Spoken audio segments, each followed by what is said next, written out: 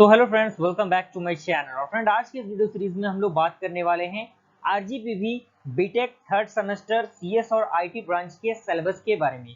जी हाँ दोस्तों, आज की इस वीडियो सीरीज में हम लोग कंप्लीट सिलेबस को डिस्कस करेंगे कि कौन कौन से आपको सब्जेक्ट पढ़ने हैं, उन सब्जेक्ट में क्या क्या टॉपिक पढ़ने हैं, किस तरह से हम स्टार्ट करेंगे अपने बैच को। सारी चीजें आज की वीडियो सीरीज में हम लोग डिस्कस करने वाले हैं। तो सबसे पहले अगर मैं सबसे फर्स्ट सिलेबस की बात करूँ, सबसे फर्स्ट सब्जेक्ट जो है वो है आपका एनर्जी एंड इन्वायरमेंटल इंजीनियरिंग, जिससे आप शॉर्ट में क्या कहते हैं, ट्रिपल ई कहते हैं। ट्रिपल ई आपका ये है जो कि आपका पूरा थ्योरेटिकल पार्ट है, तो इसमें टेंशन लेने की जरूरत नहीं है आपको। अगला जो आपका कोर ब्रांच का जो सब्जेक्ट है वो है आपका डिस्क्रीट स्ट्रक्चर, जो कि काफी इंपॉर्टेंट है, जिसको आप डिस्क्रीट मैथमेटिक्स भी कह सकते हैं। ये मैथमेटिक्स का ही पार्ट है। अगर आप कंप्यूटर साइंस ब्रांच के हैं तो कहीं ना कहीं आपको ये जानना बेहद जरूरी है। अगर हम अगले सिलेबस की बात करें तो अगला जो सब्जेक्ट आपका है वो है आपका डिजिटल सिस्टम, जिसे कई जगहों पे डिजिटल इलेक्ट्रॉनिक्स भी कहा जाता है, जिसमें आपके कम्बिनेशन लॉजिक सर्किट या फिर डिफरेंट टाइप ऑफ इम्प्लीमेंटेशन के जो और गेट नॉर गेट होता है, वो सारी चीजें इसमें डिस्कस करनी है। अगला जो हमारा है वो है आपका डेटा स्ट्रक्चर, जिसे हम लोग डेटा स्ट्रक्चर एंड एल्गोरिथम भी कहते हैं। तो इसमें एल्गोरिथम का पार्ट थोड़ा सा कम है, लेकिन फिर भी डेटा स्ट्रक्चर आपके कोर ब्रांच का सब्जेक्ट है, तो आप इसको थोड़ा बेहतर तरीके से पढ़िएगा। अगला जो सब्जेक्ट जो कि लास्ट सब्जेक्ट है आपका वो है आपका डबल ओपीएम, जिसे ऑब्जेक्ट ओरिएंटेड प्रोग्रामिंग मेथोडोलॉजी कहते हैं। तो ये आपका थ्योरेटिकल पार्ट नहीं बल्कि आपका प्रोग्रामिंग नॉलेज के अकॉर्डिंग ये पार्ट है। तो हम लोग सारे सब्जेक्ट को अच्छी तरीके से डीपली पढ़ेंगे, तो टेंशन लेने की जरूरत नहीं है। आइए एक बार हम डिस्कस कर लेते हैं सारे सिलेबस को कि ट्रिपल ई में हमें कौन कौन से टॉपिक को पढ़ने हैं।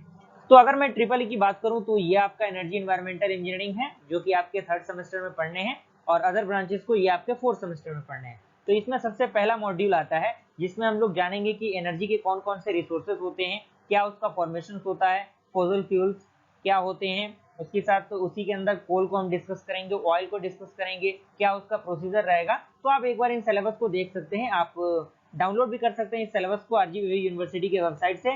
देन हमारा यूनिट नंबर सेकंड जो है आपका इकोसिस्टम, जो कि काफी इंपॉर्टेंट है, एग्जामिनेशन से इससे क्वेश्चन आते ही आते हैं, तो इन मॉड्यूल को आपको मिस नहीं करना है। ओके, अगले मॉड्यूल की अगर मैं बात करूं तो मॉड्यूल नंबर थर्ड आपका बायोडायवर्सिटी एंड इट्स कंजर्वेशन है। और बायोडायवर्सिटी जो कि जैव विविधता आपका होता है, इससे रिलेटेड क्वेश्चन एग्जामिनेशन में 100% आते ही आते हैं।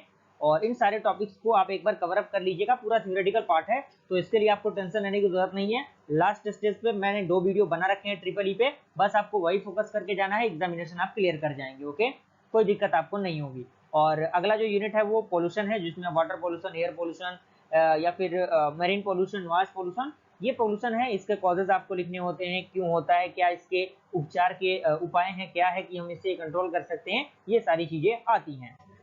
अगले अगर मैं सब्जेक्ट की बात करूं, इसी के अंदर यूनिट नंबर 5 की मॉड्यूल की बात करूं, तो इसमें different type of protection act होते हैं, क्या सरकार के द्वारा बनाए गए नियम क्या होते हैं, ग्लोबल वार्मिंग क्या होता है, ओजोन लेयर क्या होता है, ये सारी चीजें आप डिस्कस कर लीजिएगा, देख लीजिएगा।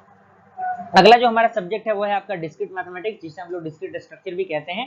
इसमें आपको पढ़ना है सेट थ्योरी, रिलेशन फंक्शन, जिसमें आपको डेफिनेशन पता होना चाहिए, वेन डायग्राम, उसी के साथ साथ कुछ इंपॉर्टेंट आइडेंटिटीज होते हैं जिनको प्रूव करना होता है, मैथमेटिकल इंडक्शन जो कि काफी इंपॉर्टेंट है, पिजन प्रिंसिपल, उसके बाद अलजेब्रिक स्ट्रक्चर, उसका डेफिनेशन, उसके प्रॉपर्टीज, उसके बाद सेमी ग्रुप क्या होता है, मोनोइड क्या होता है, एबिलियन ग्रुप क्या होता है। यानी ये थोड़ा सा थ्योरेटिकल सब्जेक्ट है, ज्यादा नहीं कहेंगे लेकिन थोड़ा सा थ्योरेटिकल सब्जेक्ट है, आप इसको भी इजीली कर सकते हैं, कोई दिक्कत परेशानी आपको नहीं होगी। बस हमारे चैनल पे आप बने रहिएगा फर्स्ट इंटू लास्ट तक।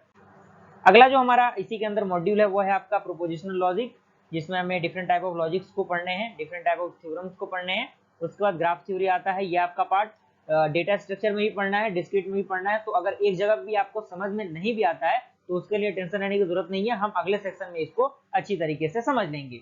ओके, देन हमारा अगला जो है सब्जेक्ट, अगला जो इसी के अंदर टॉपिक है वो है आपका कोऑर्डिनेशन, जिसमें आपको परम्यूटेशन, कॉम्बिनेशन, बायनोमियल थ्योरम, ये सारी चीजें पता होनी चाहिए।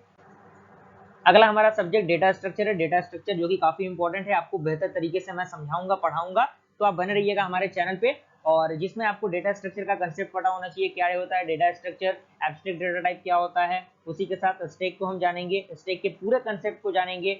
उसके बाद हम देखेंगे आपका क्यू क्या होता है, ट्री क्या होता है, यानी ट्री के पूरे कंसेप्ट को, हाइट ऑफ ट्री किस तरह से फाइंड आउट करेंगे, एवियल ट्री किस तरह से फाइंड आउट करेंगे, और इसके रिलेटेड न्यूमेरिकल क्वेश्चन किस तरह से सॉल्व करेंगे। ग्राफ थ्योरी को हम देखेंगे, उसके अंदर जो directed, undirected, DFS, BFS, disasters algorithm, ये सारे जो एल्गोरिथम होते हैं उनको देखेंगे। और उसके बाद हम देखेंगे क्यू को, जिसमें Q, bubble sort, quick sort, mod sort, जो कि आपका सॉर्टिंग होता है। और उसके बाद हमारा जो अगला है वो है आपका डिजिटल सिस्टम, जिसे आप डिजिटल इलेक्ट्रॉनिक्स भी कहते हैं। तो इसके अंदर आपको सबसे पहले जान लेना है कि कॉम्बिनेशनल लॉजिक सर्किट क्या होता है, बूलियन अलजेब्रा यहाँ पे दिख रहा है, simplification of Boolean function, Karnaugh map, जो कि काफी इंपॉर्टेंट है। और डिजिटल सिस्टम के रिगार्डिंग मैंने 2 यूनिट ऑलरेडी कवर अप किए हुए हैं, तो आप उन वीडियोस को देखिएगा, प्लेलिस्ट का लिंक डिस्क्रिप्शन बॉक्स में मैं दे दूंगा। आप डिजिटल सिस्टम के दोनों यूनिट को अच्छी तरीके से कवर अप कर सकते हैं। जल्द ही हम यूनिट 3, 4 और 5 को लेके आएंगे, तो उसके लिए टेंशन लेने की आपको जरूरत नहीं है। तो 3rd यूनिट में आपको ये सारी चीजें देखनी है, आप इनको देख सकते हैं। अगला आपका 4th यूनिट के अंदर आपको एडी जानना है, डीए जानना है, IC55 क्या होता है, मल्टी वाइब्रेटर क्या होता है, CMOS क्या होता है, NMOS क्या होता है। यूनिट 5 के अंदर आपको नाइक्वेस्ट सैम्पलिंग थ्योरम क्या होता है, BPSK क्या होता है, BFS क्या होते हैं, सैमसन थ्योरम क्या होता है। तो ये सारी चीजें आपको देखनी है। हमारा जो लास्ट सब्जेक्ट है वो है आपका OPM, object oriented programming methodology. तो ये बेसिकली C++ प्रोग्रामिंग लैंग्वेज पे आधारित है। तो इसमें हम सारे कंसेप्ट को जानेंगे, ऑब्जेक्ट क्या होते हैं, क्लासेस क्या होते हैं, इनकैप्सुलेशन क्या होता है, साथ ही साथ relationship between different type of inheritance, association, aggregation, polymorphism क्या होता है, स्ट्रिंग क्या होते हैं, सारी चीजों को हम डिस्कस करेंगे, कोई टेंशन लेने वाली बात नहीं है। तो आई होप यहाँ तक पूरा प्रोसीजर आपको समझ में आ गया होगा। अगर वीडियो पसंद आए तो लाइक जरूर कीजिएगा फ्रेंड्स। मिलते हैं ऐसे इंटरेस्टिंग वीडियो के साथ, तब तक के लिए थैंक यू।